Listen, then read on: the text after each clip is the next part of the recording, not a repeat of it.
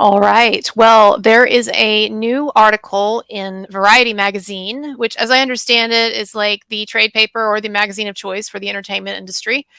Variety magazine, new article that asserts that apparently progress for women, everyone, progress for women in Hollywood, it has stalled out since Me Too. It appears Me Too has stalled out. That is the premise of this article. It's a really good wah article. So I don't know if Prince Harry and Meghan Markle helped to write it or not, but it's definitely got that tone. Post Me Too, progress for women in Hollywood has stalled. Will it get back on track? Is the question. So apparently, it was not enough that every movie that has a sex scene of any kind now has to have an intimacy coordinator choreographing everything, and that's fine. That's fine. But has been a reform generated by Me Too, and apparently it's not enough that a bunch of major studio heads, male studio heads, were either fired or forced to resign, and that women were hired in their stead. Apparently, that is not enough. Apparently, it is not enough that general awareness about this issue has been raised and the trumpet has been sounded for like 5 years now. That all that we've been hearing about, it seems like, in the entertainment industry is this issue of the inequities that women face in the industry. These very tragic, wealthy, famous, hyper privileged women, that aren't making as much as Mark Wahlberg, I guess. It's tragic. Yeah, so this article, it's very bizarre. And here's the thing that I really don't like about it, okay? Is that it gives no thought, and this is typical, but it gives no thought to the ways in which Me Too has actually overcorrected or has generated collateral damage since its inception. If we look at the last 5 years and we look at the history of what has happened since Me Too, there has been a ton of collateral damage. And so, I think that one of the things that's really annoying about this article is that Amber Heard versus Johnny Depp, not even on their radar. How about an article that examines what has happened in the wake of the Amber Heard Johnny Depp trial and what that has shown us about Me Too and what that has shown us about Me Too's tendency over the past 5 years to generate a tremendous amount of collateral damage in the form of falsely accused men. And it's just gotten to the point lately, and you all know this, it's just gotten to the point lately where it's almost become like a joke or like funny almost to see how many of these allegations against famous men end up collapsing in on themselves or being exposed as frauds and hoaxes. I talk about the Marilyn Manson thing a lot on my channel, but the Army Hammer, that situation. It turns out that that was a hoax, and that the woman at the center of that, and the woman who started that whole thing, was a deeply disturbed stalker who herself was into S&M and all of that other stuff, and was constantly bugging Army Hammer to get into a relationship with her or to rejoin the relationship with her when he tried to get out of it. Look at that airmail article that was published about him. Like a month ago? That really is someone, actually a journalist, who actually in that article really bothered to do real journalism. We're still waiting for someone in the Marilyn Manson case to actually do real journalism. Okay. Not Rolling Stone. So this article is completely oblivious to that, and it's just focused on the way that apparently women in Hollywood are being failed by Me Too, or they're being failed by the entertainment industry that hasn't heeded the lessons of Me Too enough. So I guess we need, a lot more falsely accused men. We need to put more men out of their jobs. And, they like to talk about, this article gets into this, they like to talk about the 50-50 goal. One of the main goals of Time's Up, now I know Time's Up has been discredited and is now basically more or less defunct, right?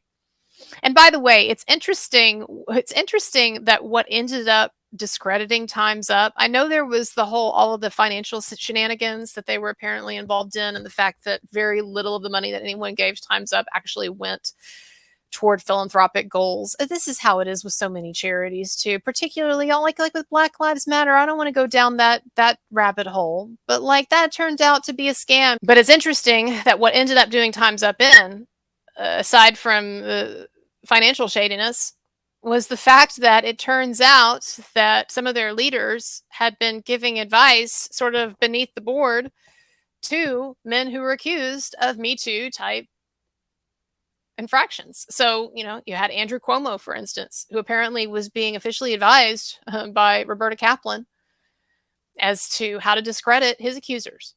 And then also there was Tara Reid. Is it Reid or Reedy? The one who was accusing Biden. She didn't seem credible to me. And so, it turns out some of the leaders of Time's Up didn't think that she was credible either, or at least they were helping the opposition to discredit her. Now, it's funny because in those two cases, I actually agree with Time's Up. Okay. Andrew Cuomo was the victim of a political hit job from the left side of his own party in New York in connection with some disturbed and or opportunistic women. But that was ridiculous. And even when you would read the articles, the media was just hyperventilating over that Cuomo stuff.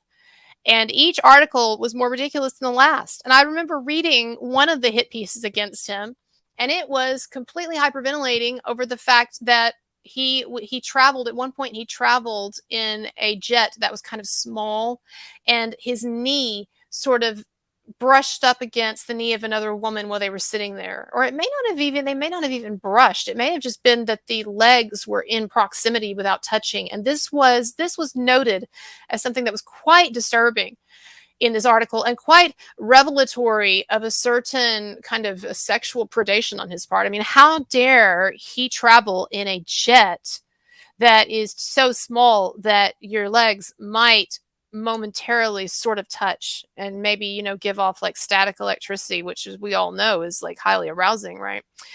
But no, that was it. I remember reading this article and laughing because it was so ridiculous, right? Time's Up, apparently their leadership saw through this, or maybe it was just because politically speaking, they were friends with Cuomo and they liked Biden and whatever, right? So politically, it wasn't to their advantage to believe all women or whatever. But at any rate, I agree with them on that. I was like, yeah, they see through those cases too. They see it's BS. It's just a shame that Roberta Kaplan and some of the leaders of Time's Up and of these different organizations and these different movements and some of the big names in Me Too, it's just a shame that they can't come to terms with the fact that a significant number of allegations, particularly when we're talking about the realm of modern media and of celebrity news, and of the fact that our media now more than ever is not geared toward a representation, an honest representation of reality, but rather is geared toward the sensationalism and the distortion of reality, and then the promotion of that distorted hyper reality, if you will.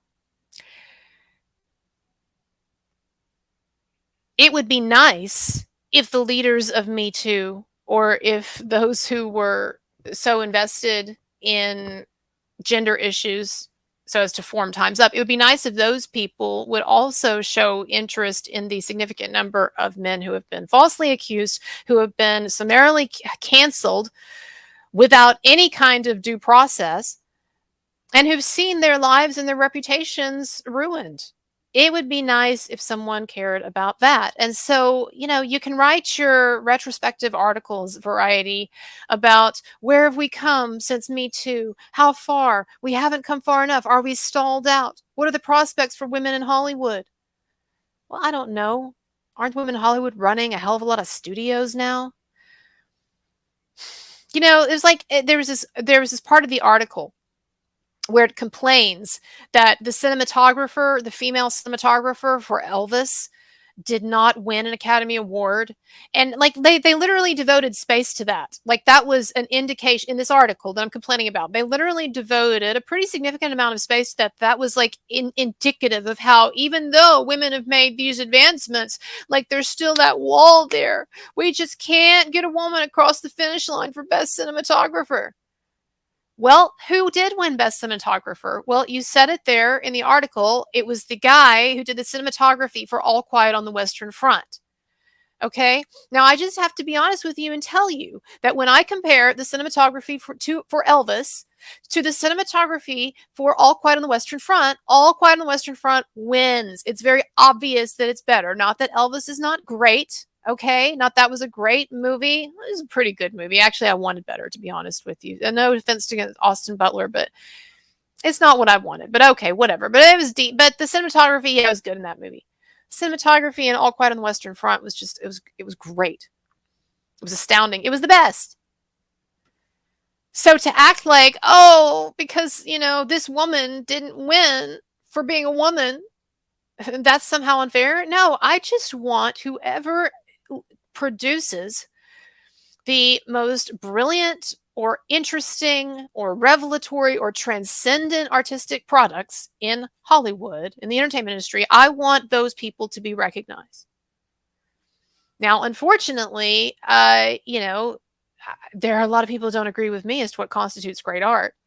So, like, I was shocked that anyone could even sit through that Everything Everywhere All at Once movie. Like, that was like nails going down chalkboard. And I tried to watch that thing a couple of times because everybody has said how great it was. And look, I'm susceptible as well to this idea of wanting to fit in. I know it may not seem like it because I'm constantly on my channel. It seems like I'm constantly railing against popular opinion and popular conventional assumptions, but those are just the things that I choose to talk about on my channel. But I'm as susceptible to the desires of the crowd as anybody else, or to the opinions of the crowd. And so I see all these people saying that Everything Everywhere at Once is just this amazing, amazing movie. And you know what? I'm interested in reincarnation too. So I thought, oh, it's got this cool, like past lives thing going on. So maybe there's some metaphysics thrown in or whatever. Well, I mean, maybe all that stuff was in there, but I just couldn't get past the fact that the movie was like painful to watch.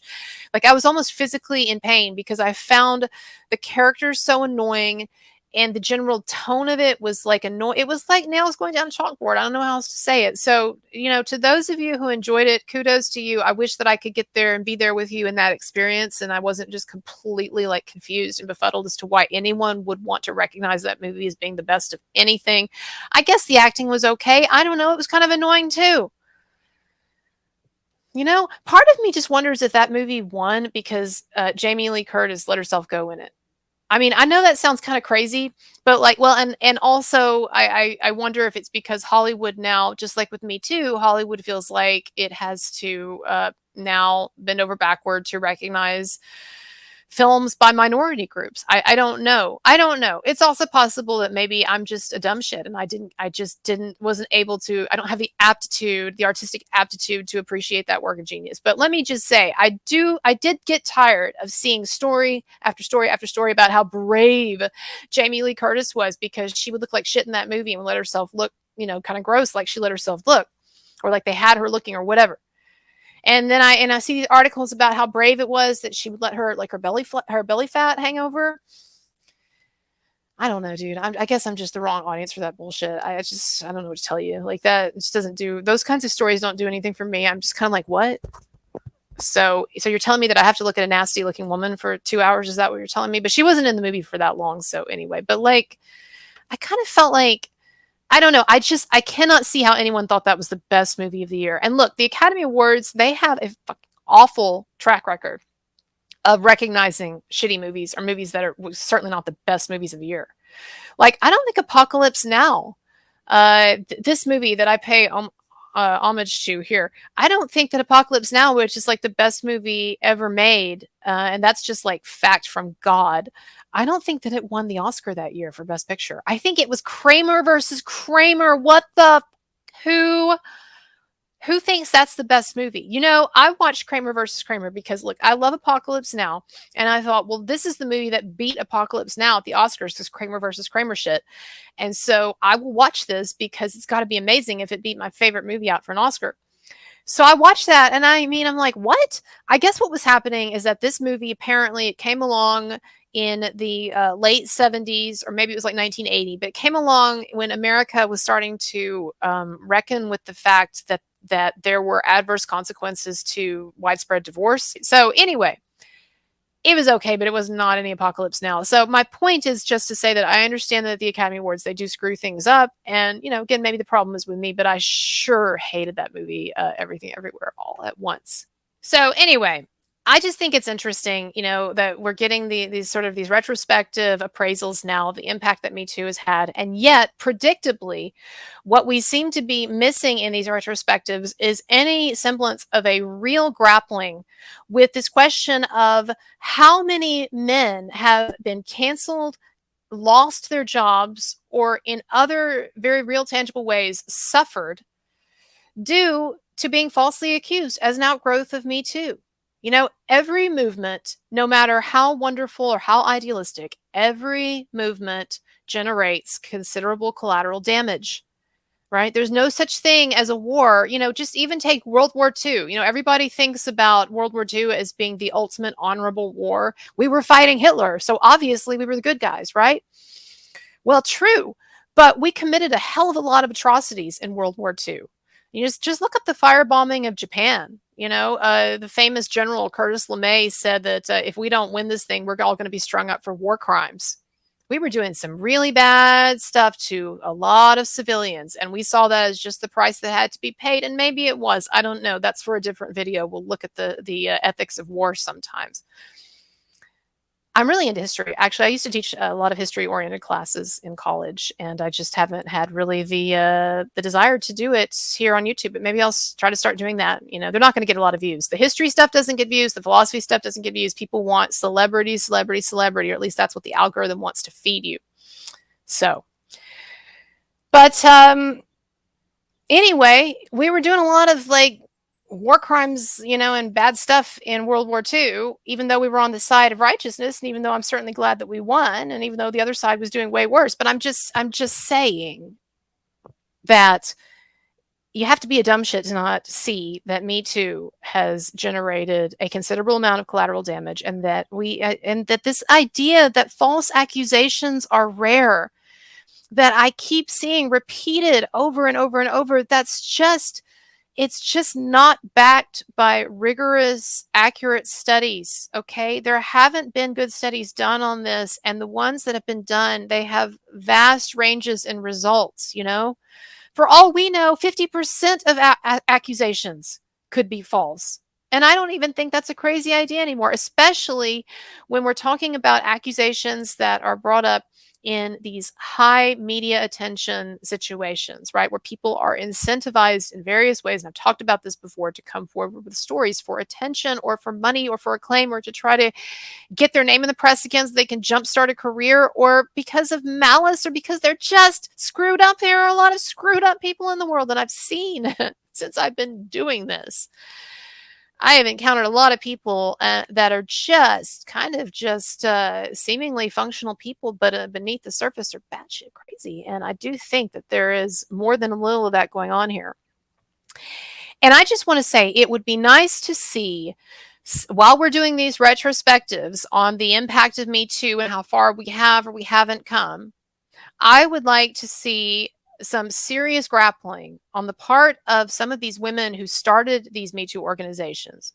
I would like to see some acknowledgement by these women, or by these activist groups, or at least by the mainstream media, although I know it's too much to ask, but I would like to see some acknowledgement by some of these people of the pain and trauma and significant loss that has been created as a byproduct of Me Too, and of the harm that has been done to women too.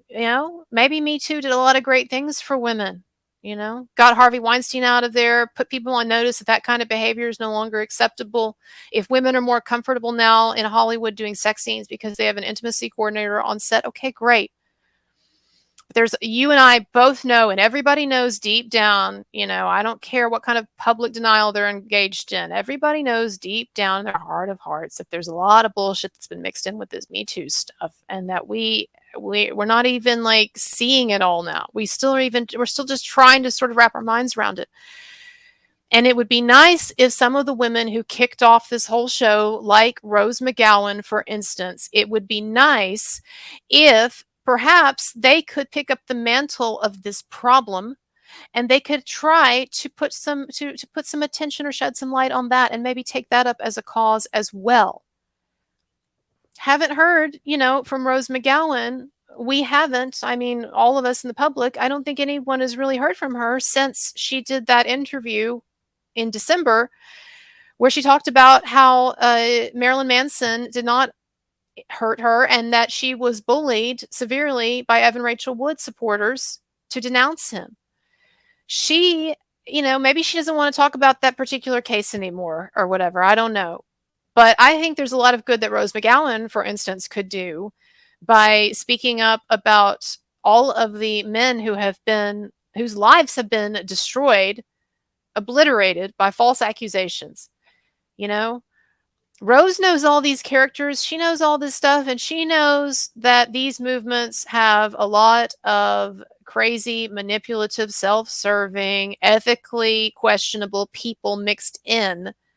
And it would be nice if she or someone else with some guts would speak up a little bit about that as well.